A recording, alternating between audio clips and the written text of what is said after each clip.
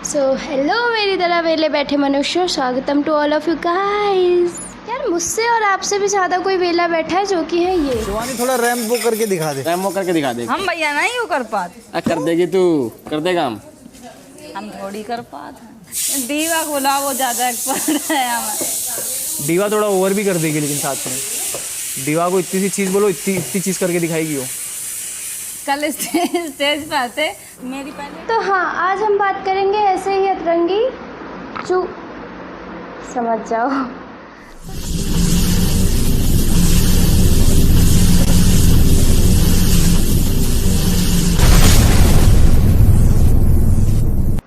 तो यार इस दुनिया में कई प्रकार के प्राणी पाए जाते हैं, जिनमें से मुझे बस 3 के बारे में पता है। पहला, मुफ्त के खाली बैठे लोग। दूसरा, खाली मुफ्त के बैठे लोग। और तीसरा मुझे नहीं पता, क्योंकि इनकी अपनी ही एक दुनिया है। ये लोग उस जगह पाए जाते हैं जिस जगह को लोग बिग बॉस के नाम से बुलाया करते हैं। जो सदस्य घर से बेघर होने के लिए नॉमिनेट होते हैं वो हैं शिवानी और नीरज। यार मुझे याद आई इससे एक शायरी जो कि मैं आपके समक्ष पेश करना चाहूँगी। तो अर्ज किया है कि इन जैसे छपरियों के आने के बाद बिग बॉस की नहीं रही कोई इज्जत, कि इन जैसे छपरियों के आने के बाद बिग बॉस की नहीं रही कोई इज्जत, और डॉली टपरी वाले की बाकी जाए।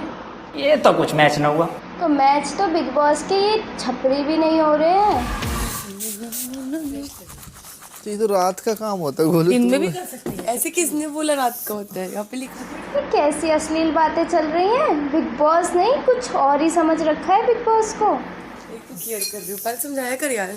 केयर करने के लिए हम ही आए हैं। मैं सिर्फ केयर हमारी कदर करना सीख लो। मैं नहीं करता ना तुम्हारी कदर, जिंदगी में किसी ने नहीं की होगी। मजाक कर रहे हो। तुम्हारे माँ बाप से ज्यादा ध्यान रखा है तुम्हारा। अच्छा, तो अब यहाँ पे आप हमें एहसान जता रहे हो? एहसान थोड़ी जता रहा हूँ भाई, एक बात ये आपका बताओ। कर्तव्य है। तो दो कर्तव्य निभा तो रहा हूँ। तो निभाना पड़ेगा। दो कर्तव्य अरमान ब्रो, तीसरा कर्तव्य निभाने की मैं सोचने लगना, सॉरी, चौथा कर्तव्य निभाने की मैं सोचने लगना, वरना पुलिस अपना कर्तव्य निभाने पे आ गई तो मामला बिगड़ सकता है। तो हाँ यार, बिल्कुल सही सुना आपने। इसकी एक शादी पहले बचपन में भी हो चुकी है। अब अगर ये कर्तव्य निभाने पे आया तो इसकी चौथी शादियाँ हो जाएंगी, और यहाँ लोगों को घास तक नहीं मिल रही है। खैर, इनके कंटेंट से ही तो हमें कंटेंट मिल रहा है। तो भैया बोलो जय बब्बा की। बोल जय बब्बा की। मोटा चीला बनता है, एक ही चीला खाया डन, क्योंकि उनको पता है ये बार बार खाएगी नहीं। अपनी पे आए तो पूरा इंसान निकल जाएगी। अब एक चीला खाने का नाटक करके दिखा रही है, ढोंगी औरत। उसमें सारी वेजी वगैरह, टमाटर वगैरह, मटर वगैरह सब कुछ डाल के बनाती हैं। तो यार ये दीदी ठहरी है अपनी एकदम टॉप की। इनको कोई कुछ नहीं बोलेगा, कोई भी कुछ नहीं बोलेगा मेरे अलावा। मैं गिरा होया बंदा जमानी च बल्ली है। कुछ लोग प्योर वेज है, हाँ ठीक है। तो कुछ लोग अंडे भी होता है, वेज भी खा लेते हैं हर चीजें। तो जो वेज खा रहा है उसके लिए थोड़ा सा बस ये ध्यान रख लो कि हम अंडा और ये और चिकन नहीं खा सकते।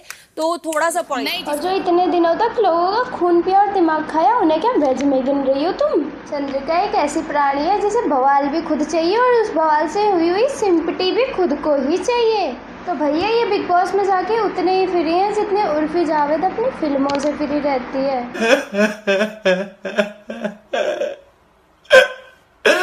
ये थोड़ी करेंगे, मतलब ये पब्लिक को सुना दी थी। मैंने बोला तू चक्कर आने तक, चल मान लिया तेरा सीरियस था, चल तुझको चक्कर आ गया। मैंने कहा उसके पहले शिवानी तो गिर के गई, अंदर गई, बाहर आई, टास्क किया, ये किया, वो क्या।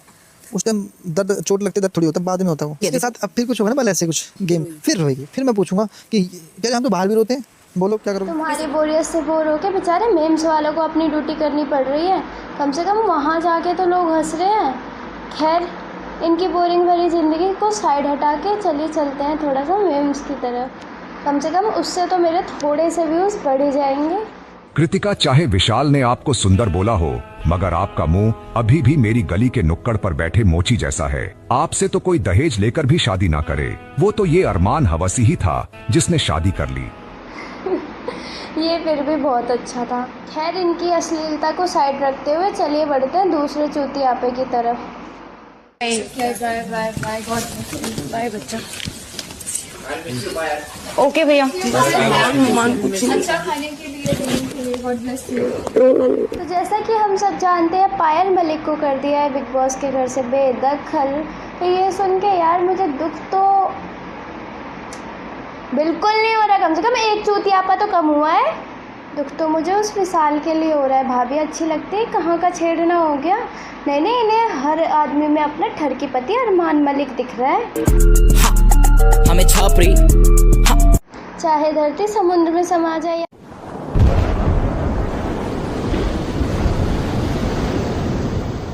या फिर धरती पर पानी की कमी हो जाए,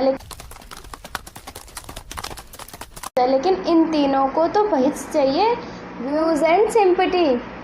अब ये देख लो आप। अगर अपनी फैमिली का स्टैंड लेना गलत है तो ठीक है, मैं आगे से स्टैंड नहीं लूंगी मेरी फैमिली के लिए। मुझे गलत लगा कि वो गोलू के लिए ऐसे बोला, तो मैंने वहाँ पे जाके बोल दिया मैंने क्या गलत किया। और साथ ही साथ मैंने शिवानी से सिर्फ जाके ये पूछा कि शिवानी हमने तेरी डिसरिस्पेक्ट कब करी, सिर्फ इतना बता दे, वो गलत था तो मुझे बोलो। आप लोग गाइस, आप लोग इतना हिट दे रहे हो मुझे पायल मलिक थम जाओ जरा, वरना अरमान को चौथी शादी करने का मौका मिल जाएगा।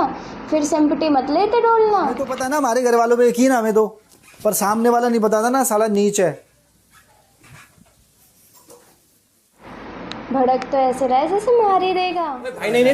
क्या मतलब है? क्या मतलब इसका? क्या मतलब इसका? इतनी सी बात पे इसे गुस्सा आ गया, और जो पूरी दुनिया इसे इंटरनेट पे गाली दे रही है वो नहीं देखी जा रही तुम पे। ना इन्हें तो दूसरों की फटीक में ही टांग अड़ानी है।